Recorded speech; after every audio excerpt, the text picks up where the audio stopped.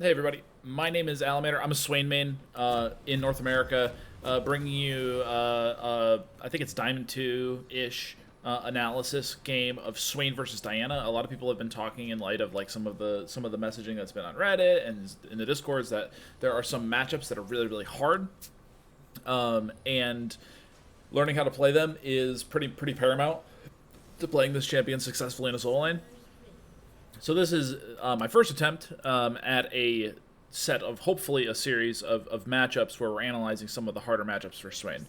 In this one, we are playing Swain against Diana. You're going to notice my runes are a little bit weird this game. I'm running Electrocute, Cheapshot, Eyeball Collector, Relentless Hunter for the movement speed, Celerity, and Waterwalking. So with that, you can already tell that my goal here is to shove and roam realistically, but how do you actually do that against a Diana? So we're going to break that down real quick. Let's go over objectives before the game starts.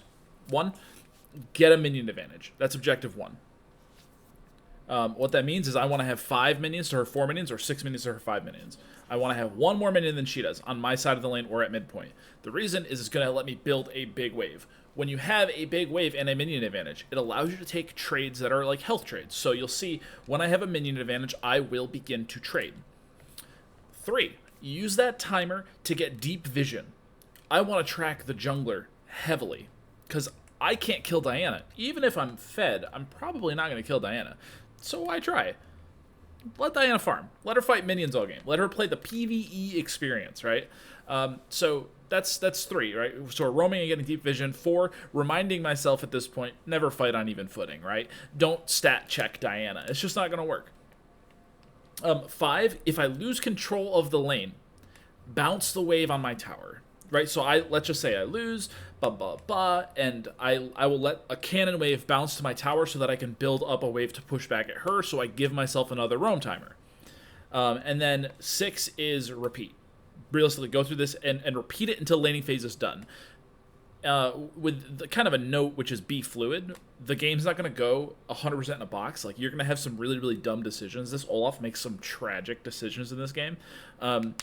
But it doesn't matter because I know that as a player, I need to be the most fluid on my team. A mid laner needs to be the most flexible player on your team. If Thresh is there, I need to play around him. If Echo's rotating into our red side, I need to play around it. If Olaf is invading stupidly, I need to do what I can to support him from a safe distance. So those are my objectives. Let's see how it pans out. Wave showing up. This is level 1. Again, we do have Celerity and Waterwalking, so no combat stats in this duel, but you're going to see me start right away with auto-attacking. Getting that minion advantage. I'm going to step to this side because I want her to choose between either poking me or shoving the wave, right? So she can't deal damage to the wave and to me at the same time. What that means is I am going to maintain the minion advantage if she wants to trade with me. Right, so there she's choosing to attack the minions and not me because I'm stepping to that side of the lane. Miss my E, that's totally fine. Because look, I have a 3 minion advantage. I'm building that lead, and she is continuing to trade with me because she doesn't care that I'm building that lead. Most Dianas do play this way. I'm level 2. I'm going to play Giga Aggressive. This is objective 2. Build a health lead, right? I have the movement speed from Relentless Hunter, Celerity, and not Waterwalking at this point, along with just dipping in and playing aggressive is a very good method. Now, I have a roam timer. What am I doing with it? I am roaming up lane. I see top lane is shoving, and I don't want Darius to freeze. I thought he might have been able to freeze here, so I was coming up to make sure that he couldn't, right? But that's fine. I noticed that crashed, which is what Tryndamere wants, so I'm just going to ward the red buff. Reason I ward the red buff is because in this jungle matchup, Echo clears inners. Echo is an AoE camp clear, so Raptors and Wolves are his most efficient. So he either has to go blue to red to inners to bot, or he has to go red to Raptors to Wolves to blue if he wants to have an efficient clear. So what I learned there is that he is going to contest bot side scuttle. That's what I learned from that roam. So you're going to see me again. So, like, I give up this cannon because I'm down, they have the fat wave, so I'm down a quarter level. But you're going to see Olaf knows this, right? He's pathing down to bot side scuttle now. right? So he's playing this while I'm over here just trying to, you know, the wave is pretty fat, so I'll take a trade if I can. And look, Olaf wins the 1v1, right? So, against Echo, so he's playing like giga aggressive. And thankfully Thresh reads this too, because again, you know, and that's just a great play from Thresh too. Like, Thresh and Swain are pretty impressive. But then Olaf does this, right? This is objective 6, be fluid. Olaf decides to channel his inner British Empire and tax the ever-living shit out of me. He takes 3 waves and then doesn't help me crash it. If you told me, hey, do the worst thing a jungler could do for a laner, I would do that. Except, he's going to up the ante. We didn't get Scuttle, which is what we should have done with that timer and let the wave crash to me. But instead, he decides to go to Scuttle and die here. Right, so he makes some pretty big mistakes. However, now my wave is stuck at Diana. And I still have to recall. And I'm level 3. And she's level 4, about to hit level 5. And she has her teleport available to her. So it's looking kind of grim, right? She's going to hold it because she can always teleport back. Smart minion move from her because she wants all of these to get denied. So at this point, this lane does look a little sketchy, right? But we're going back to you know, we're reminding ourselves, never fight on even footing. We're never going to fight her, so it doesn't matter. She's level 5. I'm level 3. At this point, I purchase Boots and Amp Tome. The reason I purchase Boots and Amp Tome and not Dark Seal into Proto Belt, because I'm going to be going GLP this game, is because GLP says I want to fight, and I'm going to use this active to dodge something and fight you for it. And that's not what I'm doing. I have no intention of ever fighting her. My goal is to play around somebody I can beat. Let's fuck with the jungler, right? So Olaf, again, is doing something aggressive, and I barely have control of my lane. So I am going to get the wave in, and then I'm going to try to defend this. And guess what? It goes poorly. It goes really poorly. So now, if you're the Swain player, are you tilted? Like, I know I was like, oh, like I did this on stream, I was like, what is he doing? Why is he playing like this, right? But I know that I can't fight at this point, so I'm going to go to objective 5, right? Where I can't fight on even footing, I can't get the minion advantage, so I am going to bounce the wave, which again means letting the wave get to a spot on my side of the lane with a 1 to 2 minion advantage, and then only last hit. One thing that you can do when you're as behind as I am right now, which is only 6 minions. You're going to see me put a pink down. The reason the pink is important is because you're going to see that Diana's going to hit 6 first, but because they don't know where the Olaf is, she's going to end up respecting that and not all-inning me, right? So I'm going to probably try to take a small health trade here. Yep. She can't really do anything there. Just, again, reminding her that I'm willing to take a health trade. Now, they spot Olaf, right?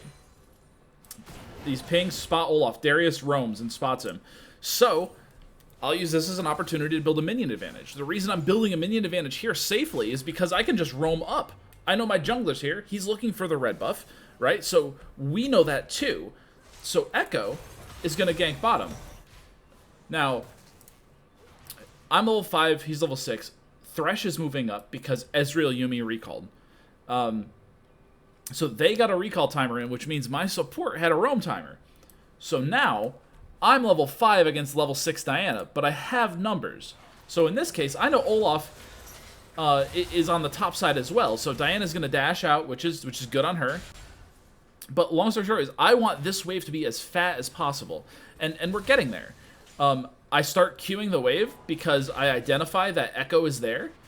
And again, we're going to take another trade in minions. So if this trade goes poorly, look at what she loses. Right, so flash dodge, a little something there. But again, in this case, and Olaf's going to go back to the full British Empire experience, right? So in this case, like, the game is already lopsided. Like, Olaf is 1k ahead of his laner. I'm 500 ahead of my laner. There's a 1k difference on Thresh as well, because he's been able to play through the jungle and the mid, because we've always been roaming and taking smart fights. So we're making Thresh's life easy, I'm making Olaf's life easy, and if you've noticed, I'm losing things, right? Mid lane has not been easy. Olaf has played very poorly against my mid lane, but it doesn't matter, because I'm reminding myself I'm gonna be fluid. Like, if I can't do something, don't do it. Swain as a champion needs to be tactical. Like, you need to play him very, very tactical and very balanced. Like, if you're playing on tilt like I do all the time, you're not going to win games, right? Like, here, again, I want to crash this wave so I can pressure. But more than that, I want to get a minion advantage, which, if we count, I have 7 to his 6. So now I'm going to try to build the health lead, right?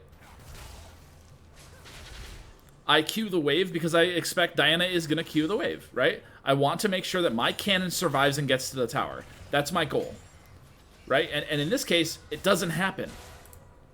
And I can't contest this at all. So what do? Well, I roam. Right? I can't do this. It doesn't matter whether I want to or not. I can't. Now, I spot Echo. And again, I can't fight anyone. I can't fight Diana, but I can fight Echo all day.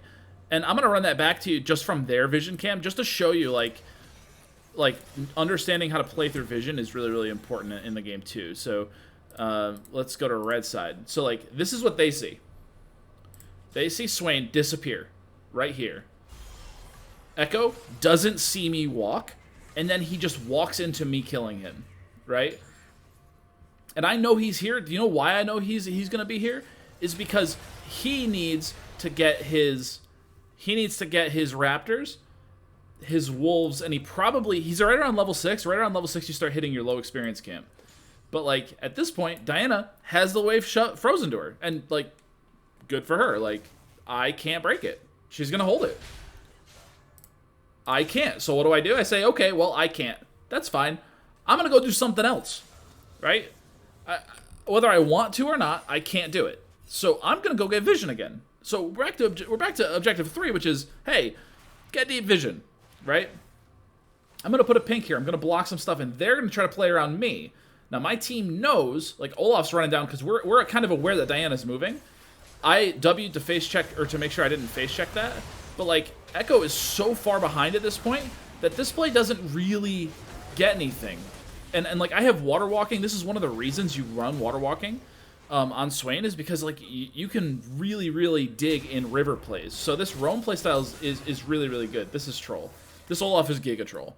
But if you look, because Diana wanted to make a play and felt so pressured to make a play, she let me get back to objective 1, which is, hey, get an advantage, go roam, or build a timer for yourself. So I build a recall timer for myself so I can go back and I can buy Hextech GLP. And at this point, the game is really curtains for them, right? Because, like, Thresh is so far ahead, I'm so far ahead, Kai'Sa's even doing well because, you know, I mean, bot's pretty close to even, but, like, I'm down 10 CS, but I'm 4-0.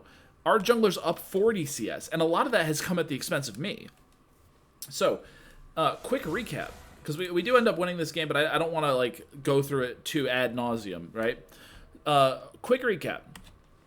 1, build a minion advantage. Minion advantage is one singular minion. That minion means that you can go towards objective 2, which is building that health lead.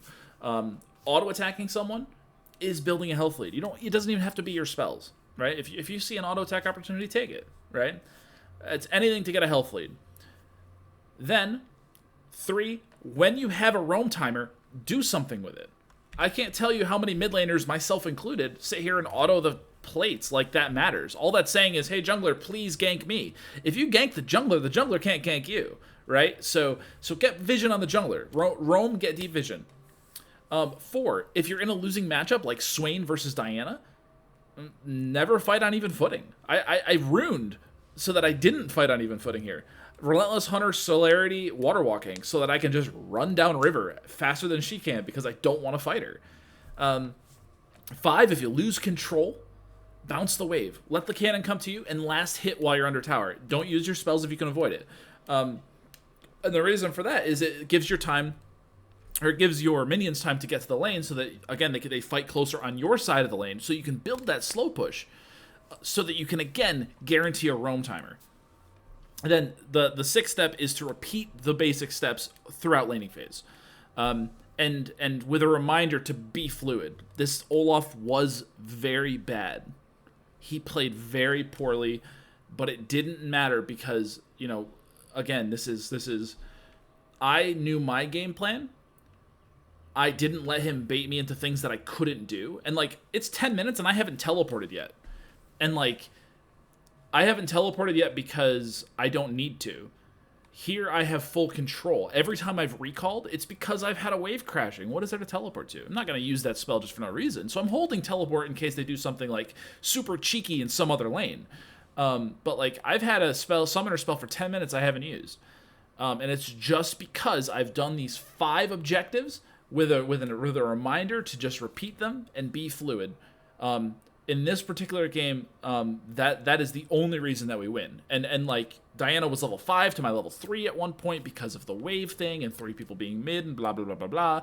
But, like, understanding and identifying what I can and can't do is pivotal if you're going to be playing Swain, especially in a solo lane.